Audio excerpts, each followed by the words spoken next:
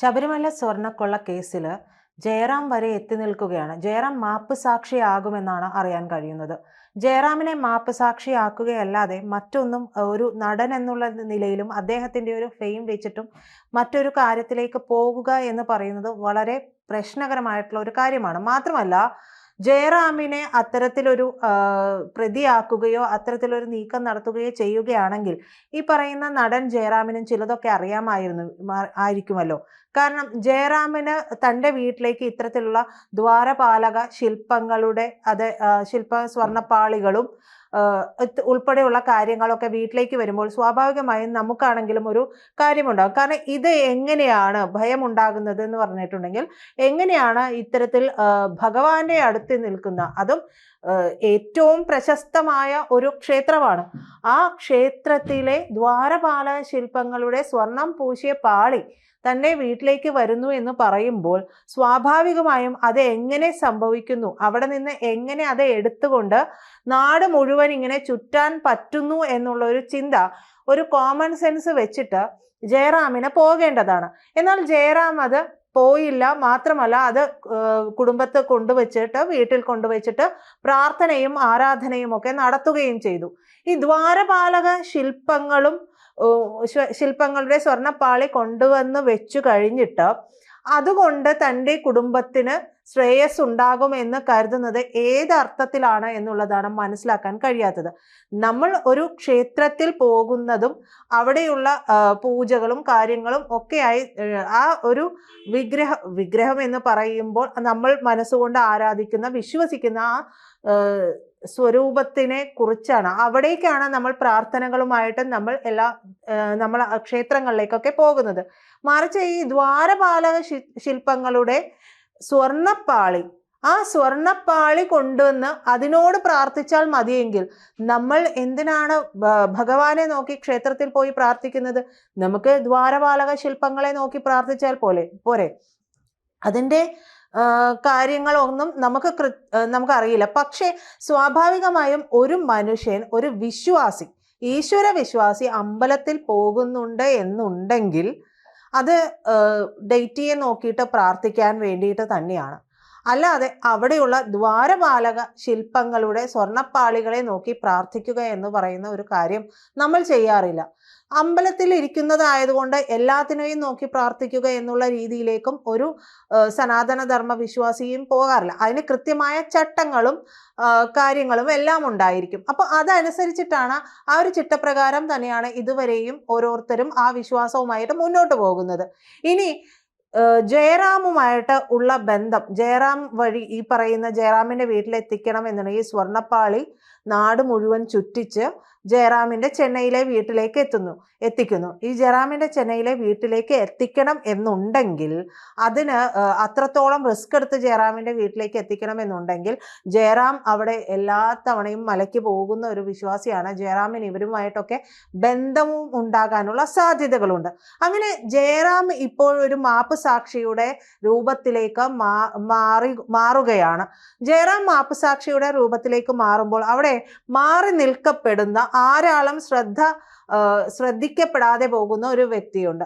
അത് ഭഗവാന്റെ പിതാവ്, അതായത് സാക്ഷാൽ ധർമ്മശാസ്താവിന്റെ പിതാവ് എന്നുള്ള രീതിയിൽ അവിടെ അവരോധിക്കപ്പെട്ടിട്ടുള്ള തന്ത്രിയാണ്. തന്ത്രി വാജിവാഹനം ഉൾപ്പെടെയുള്ളത് എടുത്തുകൊണ്ട് പോവുകയും ചെയ്തിട്ടുള്ള ആളാണ്. അദ്ദേഹം ഈ ക്ഷേത്രത്തിൽ നിന്ന് മാത്രമല്ല മറ്റ് ക്ഷേത്രത്തിൽ നിന്നും ഇത്തരത്തിൽ കൊണ്ടുപോകാനുള്ള ശ്രമങ്ങളൊക്കെ നടത്തിയിട്ടുള്ള ആളാണ് എന്നുള്ളത് ഇതിനകം തന്നെ പുറത്തു വന്നിട്ടുള്ള വിഷയമാണ്. എന്നാൽ തന്ത്രിയിലേക്ക് ഇത്തരത്തിലുള്ള വിഷയങ്ങളൊന്നും വരുന്നില്ല. തന്ത്രി അറിയാതെ ഒരിക്കലും അവിടുത്തെ ദ്വാരപാലക ശില്പങ്ങൾ അഴിച്ചു മാറ്റാനോ അവിടെ ഒരു മണൽത്തരി ഉണ്ടെങ്കിൽ, മാറ്റി വെക്കുന്നുണ്ടെങ്കിൽ അതുപോലും തന്ത്രി അറിയാതെ സാധിക്കില്ല. തന്ത്രിയുടെ ഒപ്പും ഇതിൽ വേണ്ടത് തന്നെയാണ്. എന്നാൽ കടകംപള്ളി സുരേന്ദ്രൻ അടക്കമുള്ള ആളുകളിലേക്ക്, നേതാക്കളിലേക്കെല്ലാം തന്നെ ഈ ഒരു അന്വേഷണം പോകുമ്പോൾ തന്ത്രിയിലേക്ക് മനഃപൂർവ്വം എന്നുള്ള രീതിയിലേക്ക് യാതൊരു തരത്തിലുമുള്ള അന്വേഷണത്തിനും സ്കോപ്പില്ലാത്ത രീതിയിൽ തന്ത്രി എന്നുള്ള ഭാഗം പോലും മറന്നുകൊണ്ടാണ് എല്ലാവരുടെയും ചർച്ച. എന്തുകൊണ്ടാണ് തന്ത്രിയെ മറക്കാൻ ശ്രമിക്കുന്നത്? തന്ത്രി അറിയാതെ എല്ലാ പ്രധാനപ്പെട്ട കാര്യങ്ങളും ചെയ്യുമ്പോഴും പ്രത്യേകിച്ച് ആ ശബരിമലയുമായി ബന്ധപ്പെട്ടിട്ടുള്ള ഏതൊരു കാര്യവും നമ്മൾ പറയാം, ഒരു ഇല ഇണങ്ങിയിട്ടുണ്ടെങ്കിൽ അത് അറിയേണ്ടതും അറിയിക്കേണ്ടതുമായിട്ടുള്ള വ്യക്തിയാണ് തന്ത്രി എന്ന് പറയുന്നത്. പിതൃസ്ഥാനീയനാണ്. ആ പിതൃസ്ഥാനീയൻ അറിയാതെ ഒരു കുടുംബത്തിൽ പിതാവ് അറിയാതെ ഒരു കാര്യം നടത്തുക എന്ന് പറഞ്ഞിട്ടുണ്ടെങ്കിൽ അതും മോഷണമാണ്. പിതാവ് അറിഞ്ഞുകൊണ്ട് നടത്തിയിട്ടുണ്ടെങ്കിൽ അതും മോഷണമാണ്. പിതാവ് എന്തിനാണ് വാജിവാഹനം, മകന്റെ വാഹനത്തെ എടുത്തുകൊണ്ട് പോകുന്നത്? അത് സ്വന്തമാണ് എന്ന് കരുതി എടുത്തുകൊണ്ട് പോകുന്നത് എന്തിനാണ്?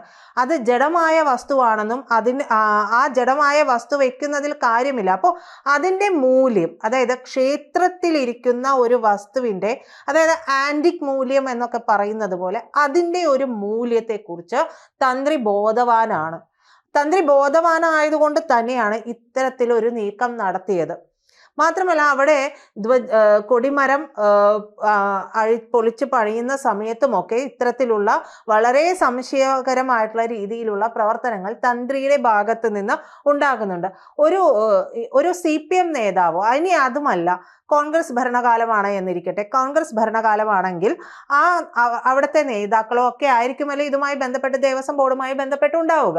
അങ്ങനെയാണെങ്കിൽ അവർ ഒരു കാര്യം ചെയ്യുകയാണെങ്കിൽ, അതായത് താന്ത്രികപരമായിട്ടോ അല്ലെങ്കിൽ വിശ്വാസപരമായിട്ടോ ഉള്ള ചില ആചാരങ്ങളൊക്കെ ചെയ്യുകയാണെങ്കിൽ ഒരുപക്ഷെ അവർക്കറിയാൻ കഴിയില്ല. അവർ നേതാക്കളായിരിക്കാം, പക്ഷെ സാധാരണ മനുഷ്യരാണ്.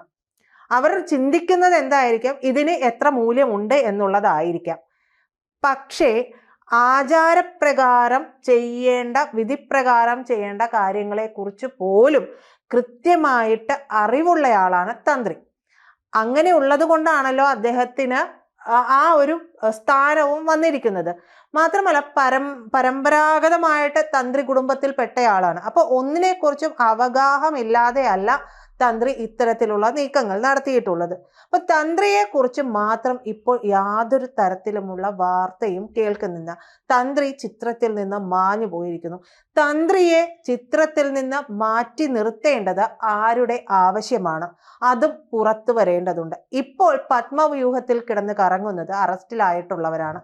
പ്രത്യേകിച്ച് N. വാസു, പത്മകുമാർ, ഇനി അന്വേഷണം പോകുന്ന കടകംപള്ളി സുരേന്ദ്രൻ. ജയറാമിലേക്ക് പോലും, നടൻ ജയറാമിനെ പോലും മാപ്പ് സാക്ഷിയാക്കുന്ന തരത്തിലേക്ക് അന്വേഷണം പോകുന്നുണ്ട് എന്നുണ്ടെങ്കിൽ സ്വാഭാവികമായും ഇതിനെല്ലാത്തിനും അവിടെ ഉണ്ടായിരുന്ന തന്ത്രിക്കും അറിവുണ്ടാവേണ്ടതല്ലേ? അപ്പൊ തന്ത്രിയിലേക്ക് അന്വേഷണം പോകുന്നില്ല.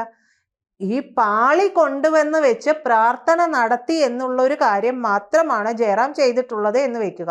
ഇനി ജയറാമിന് കാര്യങ്ങൾ അറിയാമെന്നിരിക്കട്ടെ, അത് മാറ്റി നിർത്തുക. അങ്ങനെയാണെങ്കിൽ പോലും ഈ പാളി കൊണ്ടുവന്ന് വെച്ച് പ്രാർത്ഥന നടത്തിയ ജയറാമിനെ ചോദ്യം ചെയ്യാം, മാപ്പ് സാക്ഷിയാക്കാം എന്നുണ്ടെങ്കിൽ അന്വേഷണ സംഘം എന്തുകൊണ്ടാണ് ഇതിനെല്ലാത്തിനും മുന്നിൽ നിന്നിട്ടുള്ള, അല്ലെങ്കിൽ ഇതെല്ലാം അറിയുന്നവൻ എന്ന് പറയുന്ന രീതിയിലുള്ള തന്ത്രിയിലേക്ക് അന്വേഷണം പോകാത്തത്? തന്ത്രിയിലേക്കും അന്വേഷണം പോകേണ്ടതാണ്.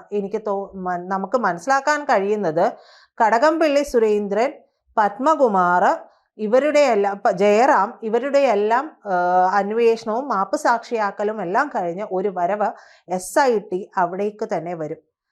അവിടെ തന്ത്രിയെ കൃത്യമായി ചോദ്യം ചെയ്യേണ്ടത് അത്യാവശ്യമാണ്. അല്ലെങ്കിൽ ഈ കൂട്ടത്തിൽ നിൽക്കുന്ന തന്ത്രിയുടെ പങ്കറിയാവുന്ന ഒരാൾ ആരാണോ ആ വ്യക്തി, അയാൾക്ക് കൃത്യമായിട്ടുള്ള ഇടപാടുകൾ നടന്നിട്ടുണ്ട്, വമ്പൻ ഡീലുകൾ ഇതിനു വേണ്ടി തന്ത്രിയുടെ പേര് ഇതിലേക്ക് വലിച്ചിഴക്കാതിരിക്കാനായിട്ട് നടന്നിട്ടുണ്ട്. അത് CPM-ഉം തന്ത്രിയും തമ്മിൽ നടന്നിട്ടുണ്ടോ, ഭരണകൂടവുമായിട്ട് നടന്നിട്ടുണ്ടോ എന്നുള്ളതെല്ലാം പുറത്തു വരേണ്ട കാര്യമാണ്. എന്തായാലും ഒന്നൊഴിയാതെ കൃത്യമായ രീതിയിൽ അന്വേഷണങ്ങൾ പോവുകയാണ് എന്നുണ്ടെങ്കിൽ ഒടുവിൽ വന്ന് നിൽക്കുന്ന ഒരു ആൾ എന്ന് പറയുന്നത് തന്ത്രിയാകാൻ തന്നെയാണ് സാധ്യത. തന്ത്രിയെയും ചോദ്യം ചെയ്യേണ്ടത് അനിവാര്യമാണ്. കൂടുതൽ വാർത്തകളും വിശേഷങ്ങളും നിങ്ങളിലേക്ക് എത്താൻ ABC മലയാളം സബ്സ്ക്രൈബ് ചെയ്യുക, ബെൽ ബട്ടണും അമർത്തുക.